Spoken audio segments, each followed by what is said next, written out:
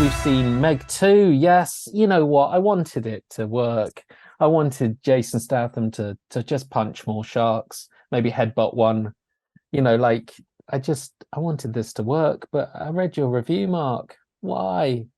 Why? Worse than Transformers? What? Yes, yes. Well, so interesting enough, I have history with the Meg. I got in there with the first edition of the novel from Steve Alton. I got in there. See, it was always like giant prehistoric shark, sign me up.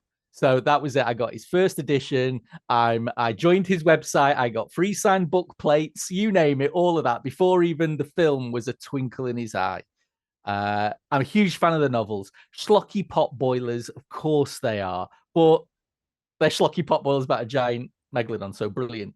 So, of course, the first film came out, went to see it, was horribly disappointed. I was there on opening night, horribly disappointed that it was toothless, gutless, you name it. But I've seen it a few times since then, and it started to grow on me. And especially this last time I watched it a few weeks ago, I watched it with my daughter, had an absolute whale of a time with it. And I kind of made peace with it. What I didn't want then for this sequel was for Ben Wheatley to come in and do a John Turteltaub, which is exactly what he did. You hire someone like Ben Wheatley. Let's be honest. If you are in Warner Brothers, you hire Ben Wheatley with his form, with his, iconoclastic, filmography that goes everywhere from Free Fire is the nearest thing that even resembles the Meg, and even that stands out in his filmography. When you've got the likes of Kill List and Sightseers and A Field in England, and oh my word, right? When you hire that Ben Wheatley, you expect a Ben Wheatley film. And the most disappointing thing for me is that we did not get a Ben Wheatley film. I couldn't see anything of the director in this whatsoever. So given that my expectations already have suddenly plummeted, the fact that we then got a very strange, narratively inert film, the first half has very little Meg action in it, takes place at the bottom of the sea, no spoilers or anything like that, but it wheels out some ridiculous corporate espionage crap for the plot that Ben Wheatley really struggles then to bring any form of cinematic spectacle to it. It's murky, it's dark, it's edited horribly. It's just a mess.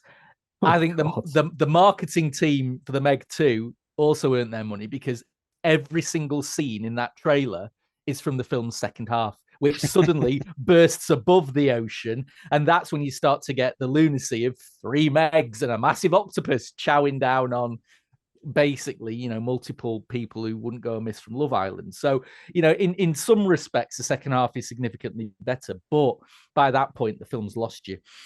There's ridiculous plot. I mean, you don't go to see the Meg to see, complex, coherent plotting. But even some of the stuff in this is just barnstorm ridiculous. I can't go into spoilers, but no, I'm not. I won't do it. Something happens that then goes, yes, it reminds you you're at the bottom of the sea and, pressure. And then 5 minutes later, something else happens and you go, have they forgotten where they are? And at that point, you just think, sod off, Wheatley. You've had it. That's it. I'm gone. There will be fun to be had. There will people who will come to this and go, shut up, Mark. It's a giant shark, beer and popcorn Friday night movie. And you know what? If you can take it like that, fill your boots. There is, I quoted something like a Warlords of Atlantis in my review, because literally, the octopus in this is in it as much as the octopus in Warlords of Atlantis. You don't know where it's come from. It's just there to be an octopus for a few minutes. and there's a giddy little child in me that still finds that kind of stuff cool. What can I say? But on almost every other level, and especially the fact that this was a Ben Wheatley film, it was a crushing disappointment. Now, Ben Wheatley's a smart cookie. If he's gone into this going, do you know what? I'm going to take this and I'm going to secure my career for the next 5 films. Good on him. Fair dues. If that's what's happened, and of course I would never suggest that he'd be so cynical to do that. But if that's what happens as a result of it, fair play. We get more actual Ben Wheatley. But for me, it was, I really wanted to like this. I really, really did. It's not the first time a director who's shown some flair and some promise has landed a high-profile blockbuster movie, and it's sucked all the life out of him. I mean, but this is, this isn't even, what's the last one I could think? Chloe Zhao doing Eternals. It's not even that. I mean, this is so far Ben Wheatley, The Meg, and it's just like there's no meeting in the middle. He's just gone straight wrong way, that way. He's just gone straight over into it and gone. He's unleashed his inner turtle taub, unfortunately. So, it's one thing I will say is for the first Meg, I got over my initial disappointment. And by the time I watched it 3 times, I started to quite get into it.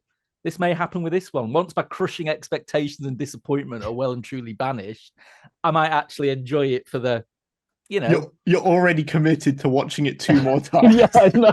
Well, it feels like someone who's pre-ordered the 4K Steelbook for 35 quid.